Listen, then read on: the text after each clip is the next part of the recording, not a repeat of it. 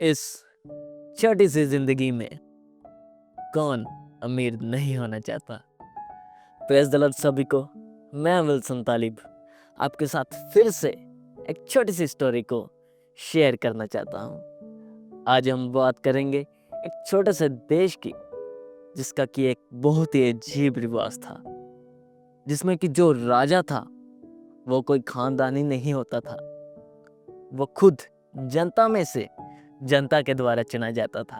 और वो राजा 5 साल खूब ऐश करता। उसके पास हर एक चीज का अधिकार था, धन दौलत, फौज सिपाही। उसका जो दिल करे वो देश में फैसला ले सकता था। उस 5 साल ऐश करने के बाद राजा को उस जनता में रहने का अधिकार नहीं था। उस राजा को पिंजरे में डालकर जंगल में छोड़ दिया जाता था। जा तो राजा भूख से मर जाता, जा तो उसे जंगली जानवर खा जाते। और जब उसको बंद करके राजा को लेकर जाते थे और राजा खूब चिल्लाता रोता कि मुझे छोड़ दो, लेकिन ये रिवाज कई सालों से चलता आ रहा था। और एक बार फिर से जनता और सिपाही नए राजा की तलाश में चल पड़े, लेकिन इस बार कोई राजा बनने के लिए तैयार नहीं था। सभी को पता था इस 5 साल ऐश आराम करने के बाद उस राजा को जंगल में छोड़ दिया जाएगा। आखिर राजा की तलाश करते करते जनता और सिपाही एक गांव में पहुंचे। वहां की एक आदमी पेड़ के नीचे बैठा हुआ था, जो कि बिना काम के सारा दिन वहां पर पड़ा रहता था। और सिपाही ने उसे जाकर पूछा, क्या तू राजा बनना चाहता है? और वो बहुत ही खुश होकर कहता, हाँ मैं बनना चाहता हूँ। लेकिन जब उसको बताया कि 5 साल के बाद उसके साथ क्या होगा, उसको जंगल में छोड़ दिया जाएगा, वो डर गया। लेकिन फिर भी उसने मना नहीं किया। उसने हाँ में जवाब दिया।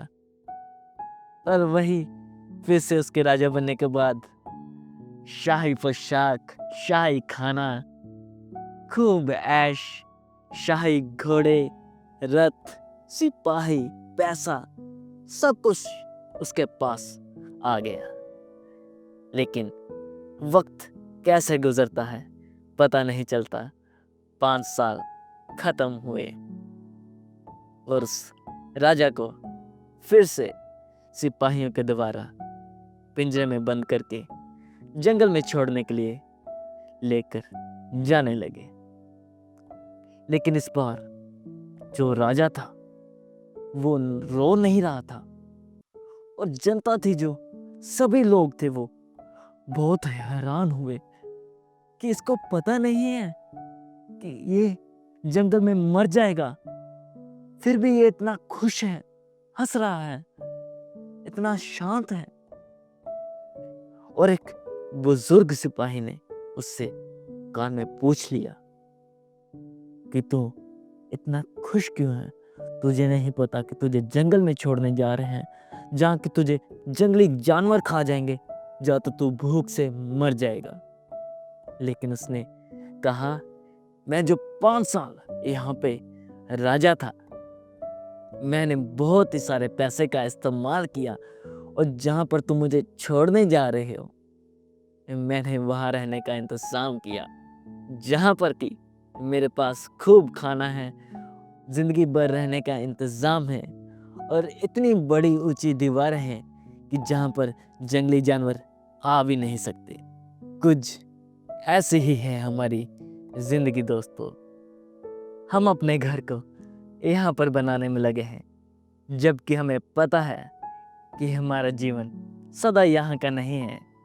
एक दिन हमारा वक्त भी पूरा हो जाएगा, हम भी इस दुनिया को छोड़कर आगे का सफर अकेले तय करेंगे। और आगे रहने के लिए हमें कैसी जगह मिलेगी, स्वर्ग या नर्क, ये हमारे आज के जीवन पर निर्भर करता है।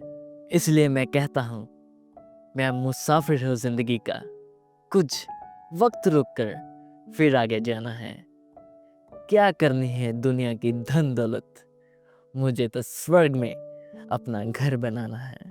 जीते जी हमारी जिंदगी पर, हमारे पूरे फैसलों पर हमारा अधिकार होता है कि हम बुरे काम करते हुए, पाप करते हुए अपने जिंदगी को बिताएं, या फिर खुदा की मर्जी से अच्छे काम करते हुए, खुदा की मर्जी को पूरा करते हुए अपने जिंदगी को बिताएं।